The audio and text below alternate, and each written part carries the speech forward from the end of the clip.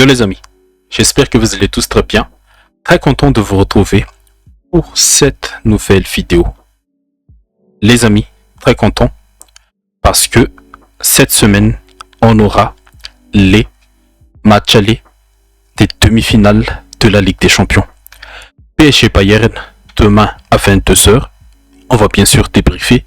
Et mercredi, on espère de tout notre cœur un bon spectacle entre l'Atlético Madrid et Arsenal au Wanda Metropolitano. Je vais vous donner mes pronos, mes petites analyses de ces quatre équipes, les demi-finalistes de cette édition, les quatre meilleures équipes d'Europe cette saison.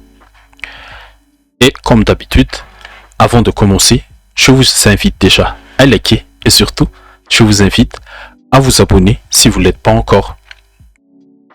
Et on va commencer avec Paris-Bayern au Parc des Princes. Paris-Bayern, ces dernières années, on en a eu pas mal. Le plus récent, l'UEFA, le site de l'UEFA n'a pas encore mis à jour, mais le plus récent, c'était cette saison même, en phase de ligue, cette Ligue des Champions. Victoire des Allemands, 2-1, dans le même stade. Mais avant ça, 2024-2025 aussi, il y avait déjà un Bayern Paris, c'était à l'Allianz Arena. Saison 2022-2023, le Bayern élimine Paris 2-0 à l'aller et 2-0 au retour, désolé, et 1-0 à l'aller. Et avant ça, ils s'étaient rencontrés en phase de groupe, et en finale, la finale du Final 8 de 2020, période Covid. Mais c'est plutôt un grand classique de ces dernières années, un Paris-Bayern en Ligue des Champions. Et comment vont les deux équipes? On va commencer avec les visiteurs. Le Bayern, ils sont déjà champions d'Allemagne avec leur victoire il y a une semaine contre Saint-Pauli, si je me souviens bien. Et ils sont vraiment un rouleau compresseur. 113 buts marqués cette saison en championnat. Ce qui les place, bien sûr, la meilleure attaque de toutes les équipes des 5 championnats en Europe et même de tous les championnats qui existent en Europe. 113 buts marqués, imaginez. Cette équipe de compagnie est tellement forte en ce moment et ils ont encore prouvé cette force ce week-end contre Mayence. Ils ont été menés 3-0 en première mi-temps et ils ont fait la remontada en deuxième mi-temps. Et parmi les buts inscrits, ce bijou de Michael Olise, magnifique, un but un peu à la Robben dans les temps, mais c'est un but à la Olise en ce moment. Il rentre sur son pied gauche et enroule deuxième poteau. C'est le but de 3-2 pour le Bayern. Et ça n'a pas laissé aucune chance au gardien de Mayence. Mais par contre, et face au PSG, lors de ce fameux match au Parc des Princes cette saison, ils ont bien quadrillé et bien embêté les Parisiens dans leur relance. Ils ont fait un marquage individuel, un pressing bien synchronisé. Là, sur cette action, on le rappelle, c'est l'action qui mène à l'ouverture du score de Luis Diaz. Et la position de Luis Diaz, il était positionné en tant que latéral gauche sur cette action, en phase son ballon. Mais sur cette action, le plus important, c'était la bonne sortie d'Upamecano sur Nuno Mendes. Et après, c'est les qualités individuelles de chacun qui parlent pour offrir le score dans ce match. Mais par contre, cette fois-ci, le Bayern, à cause de sa manière de jouer, il y a beaucoup d'espace derrière le dos. Et face à Mayence, ils en ont encaissé pas mal de contre-attaques, un seul long ballon. Et sur cette action, je pense que c'est Kim ici qui est exposé contre l'attaquant de Mayence. Et face au PSG, attention, le PSG, ils ont aussi des joueurs capables d'exploiter une ligne haute adverse. Et pour le Bayern, les 11 de départ, je pense que il n'y a pas de doute. On a déjà les blessés confirmés. Niabri, très dommage pour lui parce que il a un peu remonté la pente cette saison, et surtout dans ce nouveau rôle de numéro 10 derrière Harry Kane. C'est très dommage, il va aussi rater la Coupe du Monde. Lennart Karl aussi est absent. Bischoff, à voir. Mais à part cela, le 11 devrait ressembler à ça côté bavarois. Et surtout, la titularisation de Musiala dans ce rôle de numéro 10 derrière Harry Kane. Et Musiala aussi, je l'ai trouvé très intéressant lors de son entrée.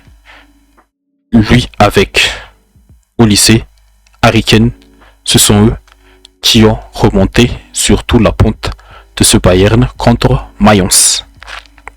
Et voilà pour le Bayern.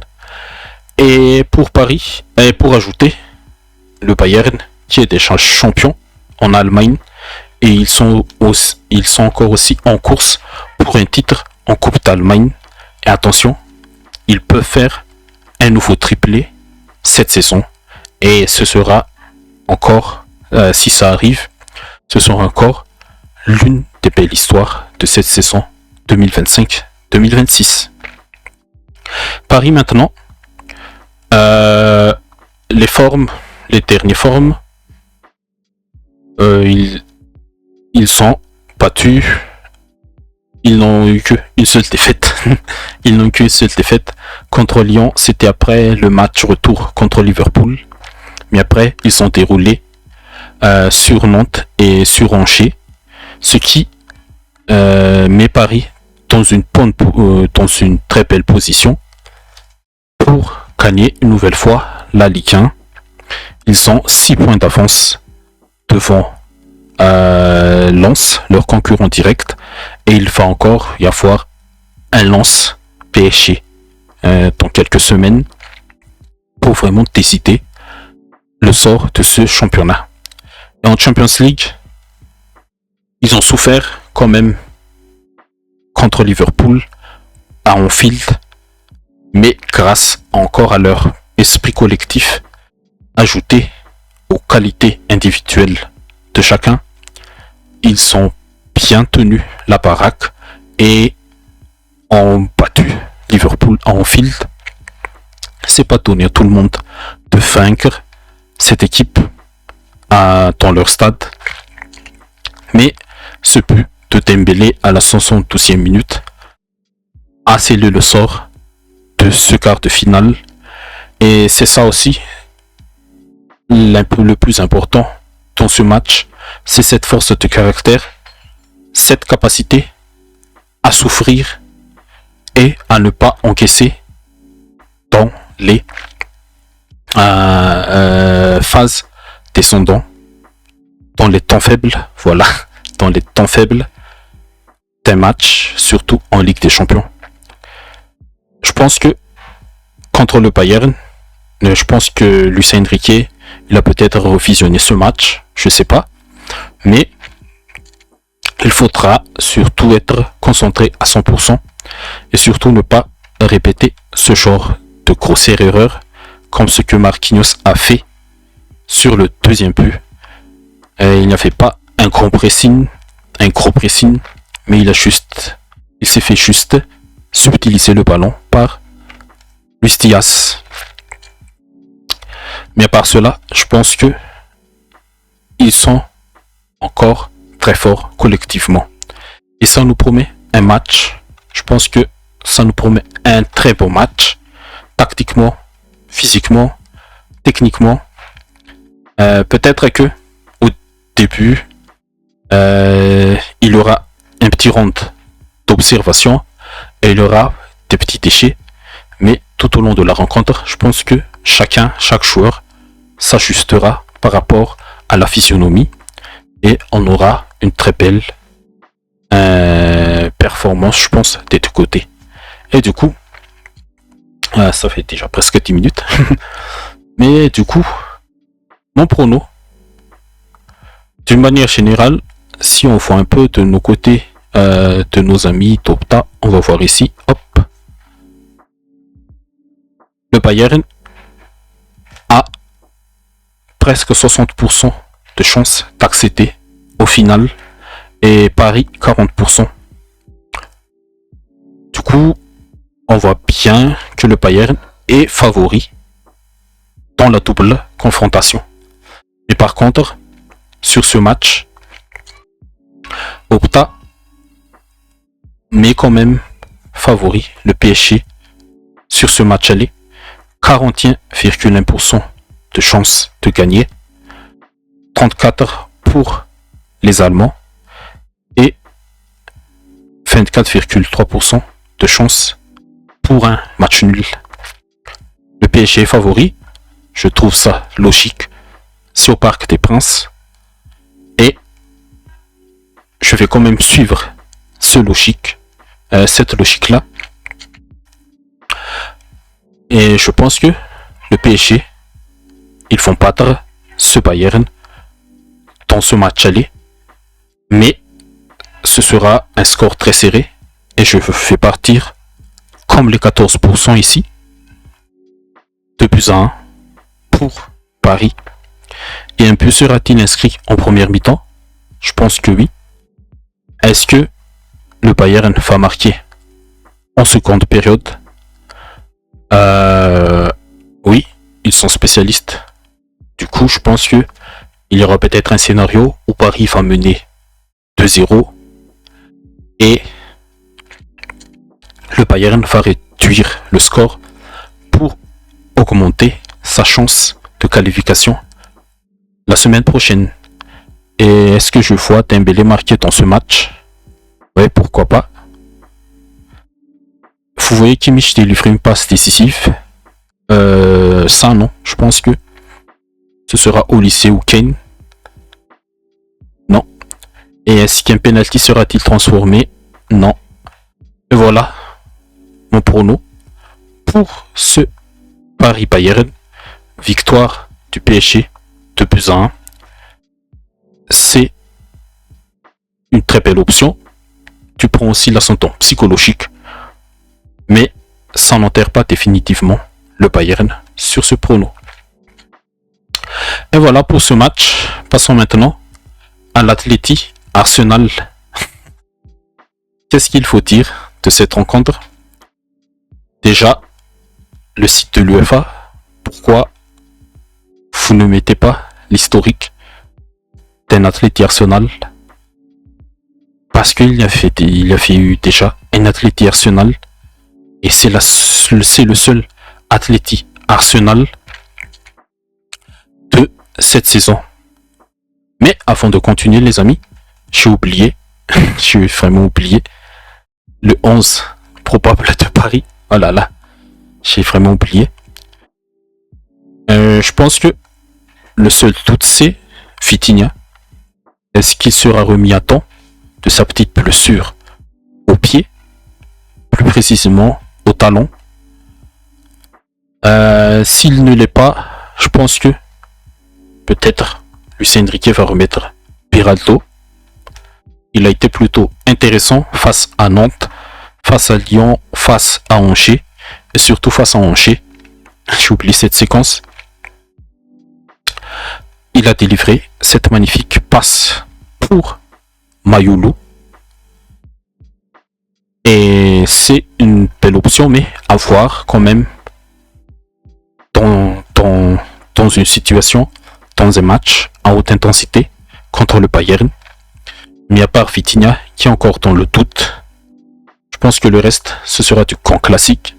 Et même si Fabian Ruiz a fait son retour, La continuité, Zaïre Emery, il a prouvé cette saison. Et à part cela, Farah, Dembélé, Doué, le grand classique. La ligne de 4 en défense, le grand classique. Et voilà. Et maintenant, revenons à Atlético Arsenal. Atlético Arsenal, deuxième partie de saison, en ballottage. Comment analyser les deux équipes? Eh ben, il y en avait déjà cette saison. Et c'était vraiment une démonstration de force de la part de Gunners. Victoire 4-0. Incontestable. Et dans ce match, Arsenal a encore eu la capacité de jouer au ballon. N'a pas encore beaucoup de peur de jouer à son football. Là, Zubimendi, qui est plus ou moins critiqué en ce moment, il a su récupérer ce ballon pour générer une occasion pour Saka et Martinelli. C'est l'ouverture de score, mais refusée pour hors-jeu. Arsenal, la magie des coups de pied arrêtés était vraiment leur arme sur ce match. Ils ont marqué 2 buts sur coups de pied arrêtés. Le vrai ouverture de score de Gabriel sur un très bon service de Declan Rice. Et Arsenal, là où Lewis Kelly était titulaire à cause de l'absence de Calafiori et de Hincapié, je pense. Et il a été très intéressant dans ce rôle de faux latéraux à l'intérieur du jeu. Et je le dis tout le temps, Lewis Kelly, c'est une option plutôt intéressante que un Calafiori et Hincapié sur ce côté gauche, surtout avec ballon, parce que là, c'est le deuxième but sur cette action. Et il a su transpercer tout le bloc de l'Atlético et délivrer cette magnifique passe pour Martinelli. Et Martinelli va envoyer son carrière à 2 dans le petit filet d'Oblak. Et côté Atlético, je sais pas. Ils n'ont plus que cette Ligue des Champions à jouer parce que ils ont été vraiment quoi dire d'autre que l'Atlético. Ils n'ont plus que cette Ligue des Champions à jouer. Ils ont perdu la finale de la Coupe du Roi au tir au but contre la Sociedad. En championnat, ils peuvent assurer leur 4e place qualificative en Ligue des Champions. Ça, c'est sûr. Mais pour gagner un titre cette saison, c'est l'Atlético. Il n'y a plus que la Ligue des Champions. Et pour l'histoire aussi, elle peut être très belle. C'est la dernière d'Antoine Griezmann, un peu caché. Là, c'est la dernière d'Antoine Griezmann. Et peut-être que mercredi, ce sera, pas peut-être, mais c'est sûr, mercredi, ce sera le dernier match de Griezmann en Ligue des Champions. Tout court. Parce qu'il va s'envoler aux États-Unis. Et pour Arsenal, les petits enjeux. Hop, hop, hop. Ils sont où, les Gunners? Voilà. Je n'ai pas mis, mais on va un peu accélérer. Hop, hop, hop, hop, hop, hop, hop. Hop. Arsenal, ils ont encore le championnat. Mais attention, City n'est plus très loin. City a encore un match en retard.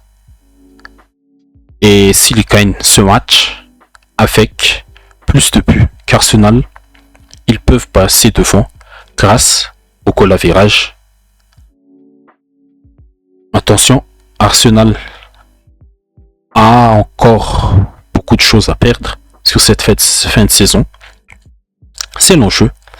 Mais mercredi, là, il faut montrer encore que les Gunners, cette équipe d'Arteta, savent encore jouer au ballon. Et du coup, le 11 probable, côté Gunners, Saka, il a fait son retour ce week-end. Je pense qu'il va débuter. Havertz est sorti sur blessure. Mais d'après Arteta, c'est pas trop grave. Mais je pense que c'est Gyökeres qui va débuter. Bien sûr, Martinelli sur le côté gauche. Et au milieu, on peut retrouver le trio de fer Rice, Zubimendi, Odegaard. Et sur la défense, Timber, je pense qu'il n'est pas encore remis. Après les dernières news que j'ai vues avant d'enregistrer. Et probablement, on retrouvera Waite. Et sur le côté gauche, c'est là que je le dis tout le temps. Lewis Kelly peut être une option en plus. Surtout avec ballon. Et surtout quand il rentre à l'intérieur aux côtés de Zubimendi ou de Declan Rice. Mais pour la Grinta, je pense que ce sera Hincapié pour essayer aussi de contenir les assauts de Giuliano Simeone. Pour l'Atlético, le 11, il devrait ressembler à ça. Barrios est blessé et du coup on pourrait retrouver l'orienté aux côtés de Koke dans l'entrejeu des Colchoneros et aussi Molina sur le côté droit de la défense. À part ça, le grand classique, sauf Lookman qui est incertain jusqu'à présent. Et si Lookman n'est pas là, peut-être que ça enlèvera moins de tâches défensives à Saka et Waite. Parce que Paella, c'est pas vraiment un ailier comme Lookman, c'est un ailier plus positionnel qui aime avoir le ballon, mais pas exploser en contre rapide. Et bien sûr, Griezmann Alvarez. Et pour pimenter un peu après, Cholo, il a encore son géant norvégien, Sorloth. Et la seule chose que j'ai envie de voir dans ce match, c'est que les deux équipes jouent à fond leur coup. C'est au Wanda Metropolitano. Et au Wanda, l'Atlético a plus d'avantages par rapport à son adversaire. Ils sont très forts et on l'a vu contre le Barça en Coupe du Roi, on ne le rappelle plus. Certes, ils ont perdu au match retour contre ce même Barça en quart de finale de cette Ligue des Champions, mais ils sont plus solides à domicile qu'à l'extérieur. Et du coup, Opta n'a pas encore sorti l'article de ses prédictions, mais dans ce match, je dirais que l'Atlético, il est un peu favori par rapport à Arsenal parce que il reçoit, c'est au Wanda Metropolitano, et je partirai encore sur une victoire 1-0. 1-0. Là, à 1-0, ça va être le Cholo Paul contre le Arteta Paul. Est-ce que l'Atleti va marquer dans la première période? Je pense que oui. Est-ce que Alvarez ou Gyökeres marquera dans ce match? Non, je pense pas. Non, j'ai pronostiqué 1-0. Y aura-t-il un carton rouge? Oui, pourquoi pas. Et qui sera le joueur officiel du match? Là, je dirais que ce serait l'orienté, le Valverde de l'Atlético. Et voilà les amis, on va résumer un peu le pronostic. Victoire du PSG, 2-1, contre le Bayern et victoire de l'Atleti 1-0 contre Arsenal. Et voilà, j'espère que cette petite preview vous a plu. Si c'est le cas, n'hésitez pas, le pouce bleu, et surtout n'hésitez pas à vous abonner. Et je vous souhaite à tous une très belle semaine. Et on va encore vivre une semaine de Ligue des Champions de folie. Et je vous dis à la prochaine. Bye bye.